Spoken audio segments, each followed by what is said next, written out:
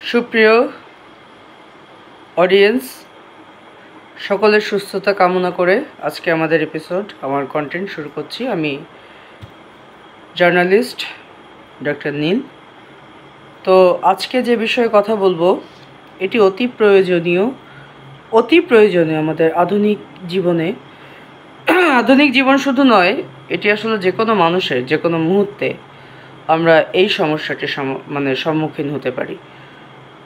আমাদের হঠাৎ করে প্রেশার বেড়ে যাওয়া, অর্থাৎ ব্লাড প্রেশার, রক্তচাপ, যেটা বেড়ে যেতে পারে যে কোনো মানুষের যে কোনো সময়। তো তখন আসলে হঠাৎ করে ফার্মেসিতে নেওয়া, হঠাৎ করে ডাক্তারের কাছে নেওয়া, হসপিটালাইজড করা, এটা একটু জটিল হয়ে পড়ে, সবসময় সম্ভবও হয় না। এবং যোগাযোগ করতে বিভিন্ন ট্রান্সপোর্ট, সবখানে আপনার যে সময়টি লাগবে সেই সময় কিন্তু আপনার একটা বড় ক্ষতি হয়ে যেতে পারে। তো আমরা প্রাথমিক কিছু চিকিৎসা কিন্তু বাসাতেই দিতে পারি। প্রথমে যেটি করতে হবে, আক্রান্ত যে ব্যক্তি তাকে তার পিঠটাকে হেলান দিয়ে কোনো কিছুর সাথে বসিয়ে, খাটের সাথে বসিয়ে তার বডিটাকে রিল্যাক্স করে দিতে হবে, যাতে হাত পায়ে রক্ত চলাচলটি সচল থাকে। অর্থাৎ তার চেস্ট থেকে শুরু করে একেবারে লেগ পর্যন্ত, মানে বুক থেকে পা পর্যন্ত। এবং তাকে গভীর শ্বাস নিতে হবে, চেষ্টা করতে হবে।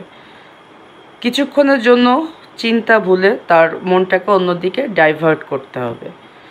এবং ঘরে সবসময় আমাদেরকে কিছু ওষুধ, আমরা কিন্তু হঠাৎ করে ফার্মেসি বা যে বললাম যে এটা পৌঁছানোটার মধ্যেই কিন্তু অনেক বিপদ হয়ে যেতে পারে। তো সেক্ষেত্রে আমাদেরকে কিছু প্রয়োজনীয় ওষুধ আমাদেরকে ঘরে রাখতে হবে। এবং হঠাৎ করে প্রেশার বাড়ার একটি মূল কারণ কিন্তু অ্যাসিডিটি। আমরা অ্যাসিডিটিটাকে কিন্তু অনেক সময় মূল্যায়ন করি না, বাট আমরা কিন্তু অ্যাসিডিটি দ্বারাই কিন্তু আমাদের এই ব্লাড প্রেশারটা বেশি শ্যুট করে। তো সেজন্য আমরা সার্জেল, অমিপ্রাজল গ্রুপের বিভিন্ন ওষুধ, এগুলো আমরা ঘরে রাখতে পারি। ইসোটিড প্লাস, এই ওষুধটি খুবই কার্যকর, আমি নিজেও খাই এটি রেগুলার।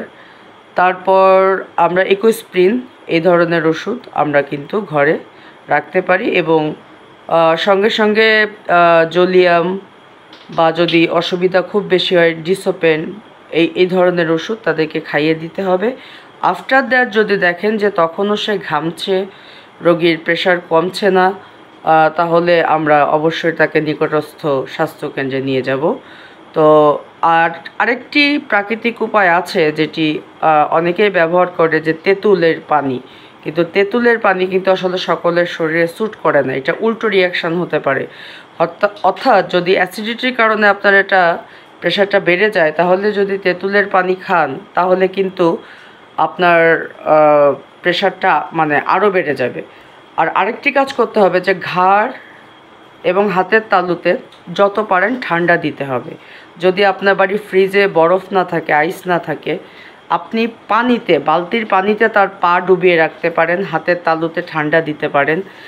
তাকে একটি ঠান্ডা পরিবেশ অর্থাৎ দিতে হবে সেটিকে।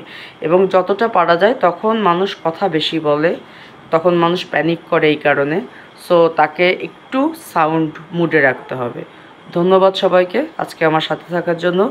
নেক্সট দিন আরও কোনো গুরুত্বপূর্ণ বিষয় নিয়ে ইনশাআল্লাহ কথা হবে। সে পর্যন্ত সকলের সুস্থতা, সুন্দর জীবন কামনা করছি।